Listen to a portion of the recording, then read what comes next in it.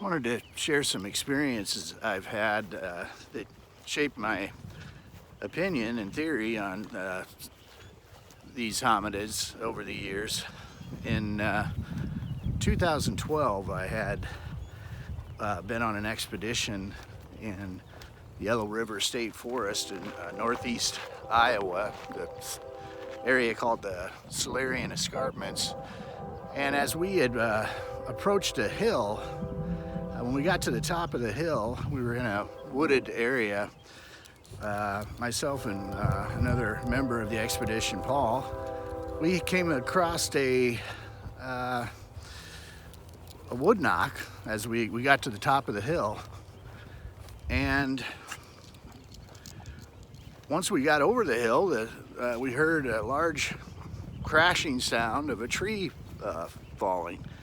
So we ran towards the location of where this tree had fell, and I took pictures of the area at the time and noted there were some little tree twigs and branches piled up in the crook of a tree, and the tree itself that was pushed over was fairly old, but I had learned from these experiences before that this seemed to be a sentinel who had seen us and had notified the clan and then quickly got away. So there was no sign of the actual hominid there. And as we moved on, we could see that we looked through the whole area, we could see that there was places where it could have escaped and just gotten into this tall grass and then back into the timber fairly quickly. But we had literally no visual of it, so that struck me as interesting. It kind of got me thinking about that. It was a common experience of people having these trees pushed down, so it got me thinking of what's going on there.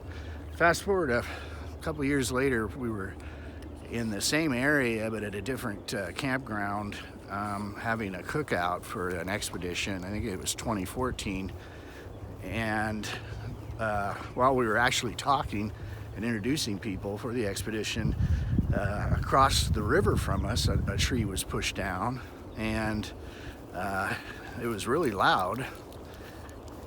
We went over there the next day to take a look at it, and I did take some pictures of that. You'll see this location also.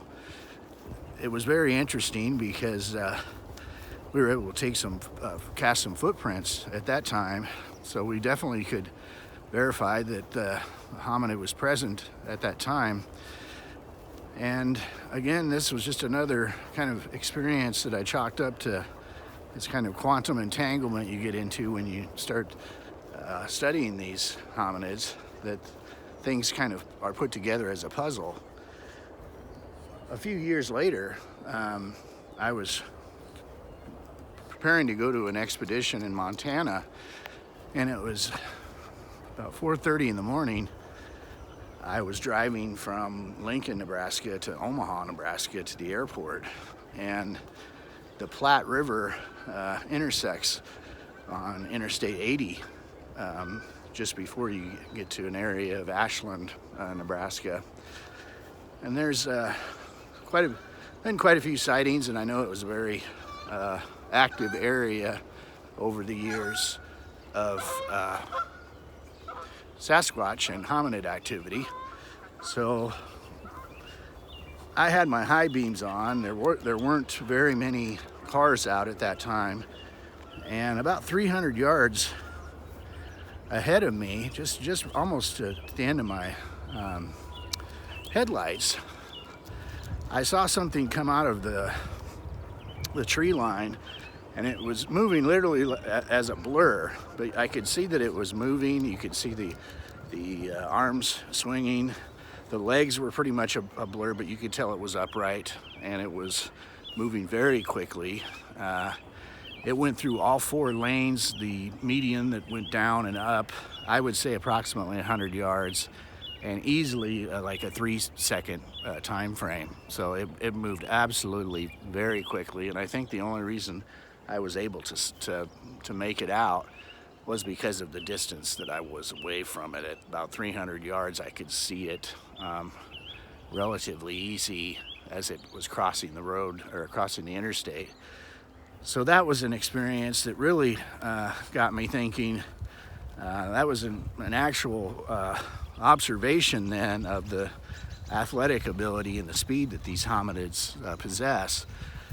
I got to thinking and did a little research on it, and I came across what is called the 80 millisecond rule.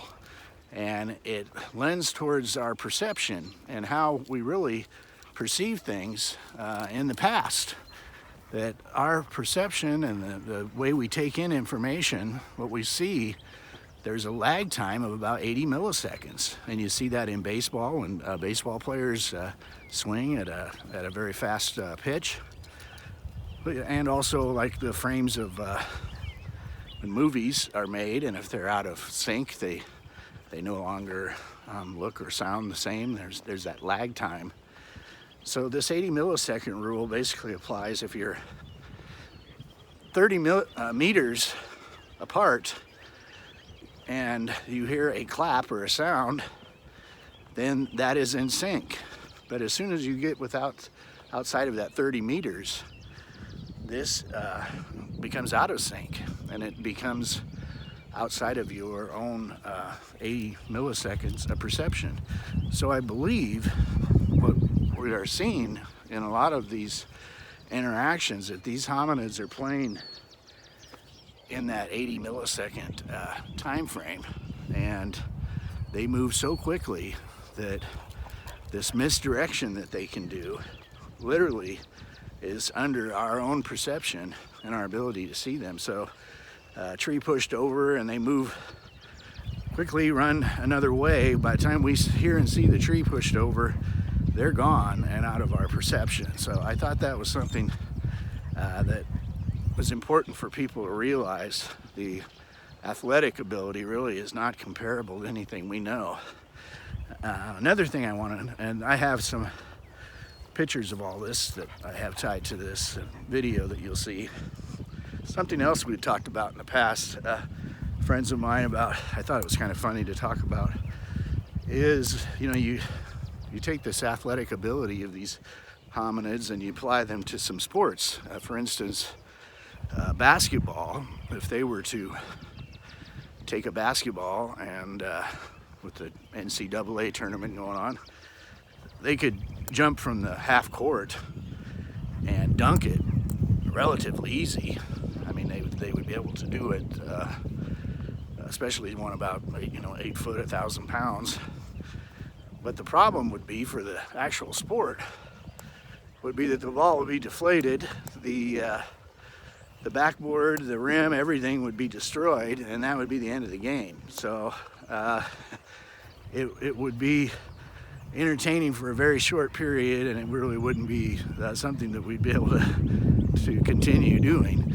The other thing is, in football, if they took it at the goal line and ran the 100 yards, like I said, about a 3-second 100-yard dash, they would essentially leave anybody in their wake either dead or physically disabled from their from encountering something moving at that speed. Of course, the football would be deflated, and you would not be able to use it, and that would be the end of that game too. So just thought it would be kind of entertaining to actually look at the perception and the reality of what we have with these hominids. It doesn't always chime in, especially when you see some of the media, how they play this stuff up. It's fun to kind of fantasize about this, but the reality is it's just not the truth. So the 80 millisecond rule is real, and it's something I encourage you to look more on my website. This is Richard Soule with a Hominologist in the land of the giant.